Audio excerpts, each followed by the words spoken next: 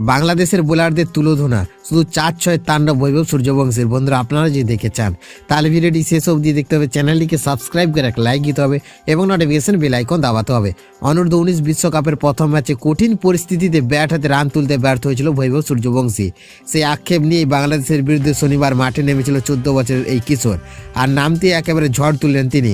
ভারতীয় ব্যাটসম্যানদের দাপটে ইনিংসে কার্যত ভেঙে পড়ে বাংলাদেশের আত্মবিশ্বাস। 22 গজে ব্যাট হাতে সম্পূর্ণ আধিপত্য দেখায় বৈভব। চাপের মুখে দুর্দান্ত অর্ধশতরান করে তবেই মাঠ ছাড়েন বিহারের এই জ্বলন্ত প্রতিভা। শনিবার টস জিতে প্রথমে ফিল্ডিং করার সিদ্ধান্ত নেয় বাংলাদেশ। ভারতের ওপেন করতে নামেন অধিনায়ক আয়ুষ মাত্রে এবং বৈভব সূর্যবংশী। তবে শুরুটা ভালো হয়নি মাত্র 6 রান করে বাংলাদেশের বোলারদের হাতে আউট হয়ে মাঠ ছাড়েন তিনি। এরপরে দলের দায়িত্ব কাঁধে তুলে নেয় বৈভব। মাঝখানে বেদান্ত ত্রিবেদী এবং বিহান মালহোত্রার নামলেও কেউ বড় অবদান রাখতে পারেনি, ফলে একাই লড়াই চালাতে হয় 14 বছরের এই ব্যাটারকে। বাংলাদেশের বোলারদের একের পর এক বল বাউন্ডারি এবং ওভার বাউন্ডারিতে পাঠাতে থাকেন বৈভব। খুব সহজে পূরণ করেন অর্ধশতরান।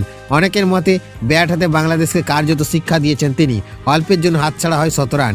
শেষ পর্যন্ত 67 বলে 6টি 4 এবং 3টি 6 সাহায্যে 72 রান করে আউট হন বৈভব সূর্যবংশী। আউট হওয়ার আগে দলের স্কোর বোর্ডে রান তুলে দেন তিনি।